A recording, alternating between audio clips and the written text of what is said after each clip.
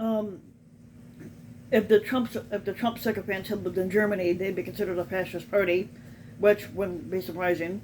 But a recent global poll, which came to my attention, and I'm surprised they even have a poll called this, called the Democratic Patriot or Liberal Patriot, whatever you want to call it, um, because we know that the Republicans aren't patriots. But it's just they framed the political choice facing the public in an interesting way. It asked which position comes closest to the poll taker's own belief. We need to be vigilant against the groups trying to impose a new cultural value and views about religion, gender, immigration, or race that don't reflect our society's traditional values. Or we need to be vigilant against the groups that undermine democracy by attacking judges, questioning election results, and promoting the societal unrest based on conspiracy theories, racism, anti-scientific claims about vaccines and climate change. The question, in other words, is whether threats from the social and cultural Democratic side are more serious than threats from the conspiratorial and Republican side. What is perhaps even more revealing was the split among voters in different right-of-center parties. Supporters of the British Conservative Party were split almost evenly, fearing cultural change and fearing the Republican extremism. Supporters of the Christian Democratic parties in Germany deemed the Republican side a much larger threat.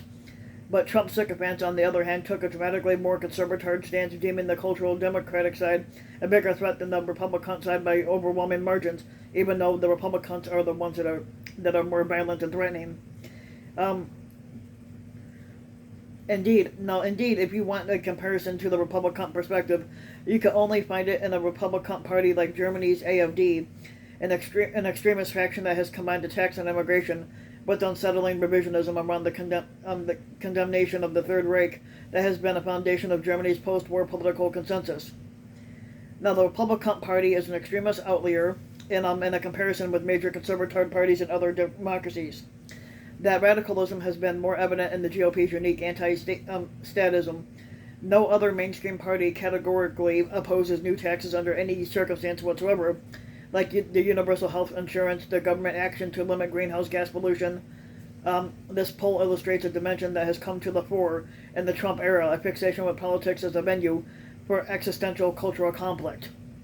American conservators have believed for decades that the Democratic represents a threat to American liberty that cannot be contained solely through Democratic channels.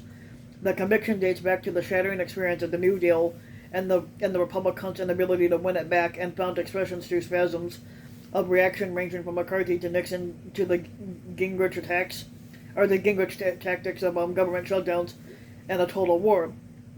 Now, during Obama's first year, the Republicans that we now see as sober and reasonable were making historical predictions like America is approaching a tipping point beyond which the nation will be unable to change course. This is what Paul Ryan said. And then the other one was we are only inches away from no longer being a free economy, which is what Mitt Romney had said. Now Trump's influence on the party has been to draw this belief to the fore and make it the party's defining principle. And Trump beat out his Republican primary rivals by positioning himself as the candidate who would fight most ruthlessly against their enemies, which he didn't. But even as Trump has departed office, his influence on the party has only deepened. Two-thirds of Republicans believe American democracy. But two-thirds of Republicans believe American democracy faces a major threat, as just one-third of the Democrats. A poll today among voters that are 30 and under find that 70% of Republicans, but just 45% of Democrats, think that American democracy is either failing or in trouble. Yet another poll finds that 30% of Republicans against 11% of Democrats agree that true American patriots might have to resort to violence in order to save our country, but the people who believe the system is under threat are themselves the threat to the system. But the emergence of Trumpian authoritarian sentiment can be seen most clearly in the changes in the party's intelligentsia. And Trump was an alien figure to that conservative movement elite, much of which resisted him and then accepted him as a lesser evil. The mismatch between the Republican voters' adoration to Trump and the movement elite's concealed disdain has created a demand for the new Trumpier intellectuals. It has been filled by new organs such as the Journal of American Greatness, which recently suggested that Dr. Fauci should be locked in a federal penitentiary for his crimes against humanity and ghoulish experiments, and the creation of slogans like national conservatism, apparently aimed at reactionaries who believed the main problem with National Socialism was the socialism. David Brooks attended a recent a conference on national conservatism and he had difficulty summing up its beliefs other than a shared hatred for the Democratic side and the determination to fight it by any means necessary. The National Conservatism expresses some disagreement with the party's anti-status tilt, but their sense of using state power to improve people's lives is at best choked. Josh Hawley has proposed to break up Twitter, apparently in revenge for the platform kicking Trump off. The most revealing quotes about national conservatism come from conventional Republicans trying to capture its spirit. The Democrats' attack is on America. The Democrats hate America. That's technically the Republicans that hate America. It is the Democrats that are trying to use culture as a tool to destroy America. No, that would be the Republicans too. Marco Rubio added this: "We are confronted now by a systemic effort to dismantle our society, traditions, our economy, and our way of life." That's all Republicans. The Republican leadership basically has given up any hope of containing these beliefs, and instead they're harnessing them for their own use.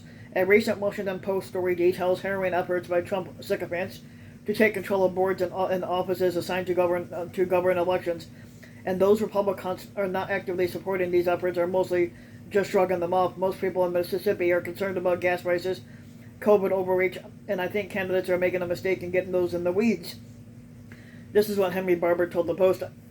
"I don't hear people in Mississippi talking about whether the election was or wasn't stolen, because it wasn't, but Barber's advice amounts to wishing the Trumpists would have the good sense to plan their next coup more quietly."